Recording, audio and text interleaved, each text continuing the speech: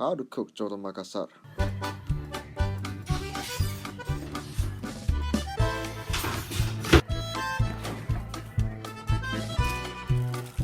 Yep.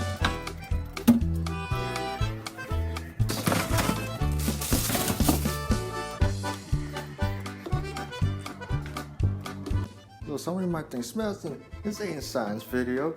Well, yes, you're correct. I want to do something else instead of science for a while because I've been doing science video for a long time now, and I want to do something that I also like to do, which is cooking. Yeah, it's just that it feels really good, you know. There's no particular other reason for it. So then I'm gonna be making Coto Makasar, and if you guys don't know what that is, it's basically a peanut soup of Southeast Asian origins. It's filling, savory, and I promise to y'all, you won't look at a burger the same way once you get a bite of this legendary dish. Let's begin.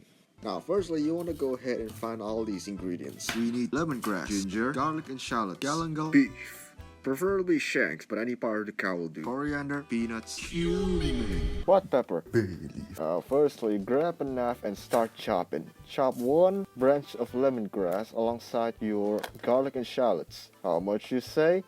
I recommend around 3 cloves, but for me, I like mine with extra garlic. Also chop up your galangal and ginger. If you got raw ones like mine, cut it up into coins. Just 1 coins will do. Put it all away. It's time for the meat. Cut the meat into bite-sized pieces like this one. Now I suggest thawing it beforehand, but for whatever reason the meat is still frozen, then nothing like a little rough play will do the job.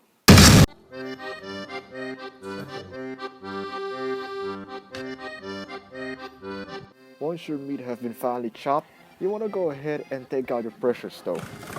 Make sure not to cook a kibble with it. Unless you're into the taste of copper, just use it to power the thing. Transfer the meat into the pressure cooker.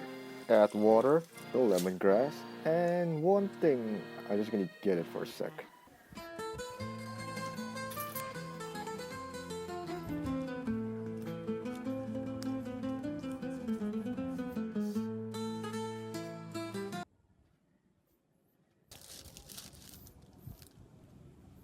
I don't see. Where does this cat come from? I don't see anything. But hey, free cat.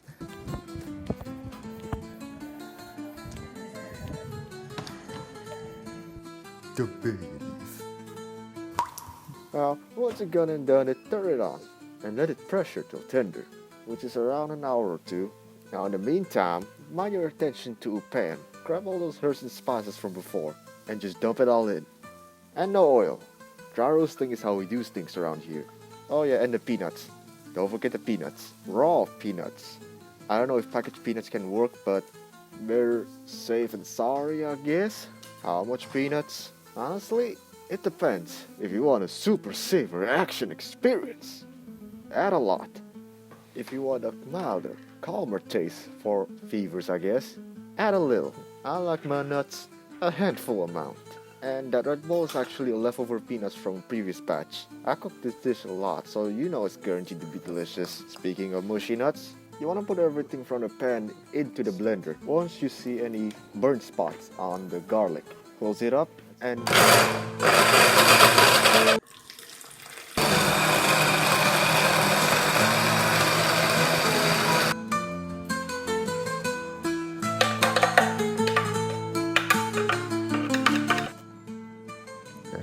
boom!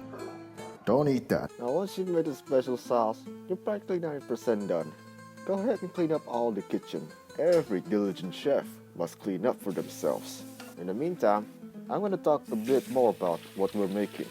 So Coto Makasar hails from the country of Indonesia in the island of South Sulawesi. In the city of Makassar, beloved by nobles and peasants alike, it is a very soto, a traditional soup. You can find soto just about everywhere in the archipelago, each island with their unique twist on it. The most popular being soto ayam, aka chicken soup. Now some of you, mostly my homies from the US, might think chicken soup popular in Indonesia. They must have low standards on food. Alright, hear me out. Chicken soup here is not the same bland sick food you can buy at your local gun store or something American like that. Now, if you folks want me to make a tutorial on this mystical soto ayam, Let me know in the comments. I have more recipes from my home I want to show to y'all. And here she is. Oh, that's hot. Once an hour has passed, show it to Oma for tender confirmation. Yeah.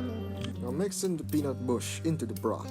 I recommend using heated pot while mixing it, but it's 10 p.m. I'm starving here. Add salt, ketchup, sugar works too here. You can also add lamb or vinegar for sourness if you like it. And just like that, your hard work has finished. Now usually Coto Makasar is eaten with ketupat, a type of rice cake, or buras, also rice cake, except coconut milk, but rice also works here too. Keep in mind you don't necessarily need a pressure cooker to make this work. A boiling pot can do the job as well, albeit longer and gas consuming, but I digress. Enjoy your delicious and nutritious meal, and I'll see y'all later. Have a great night.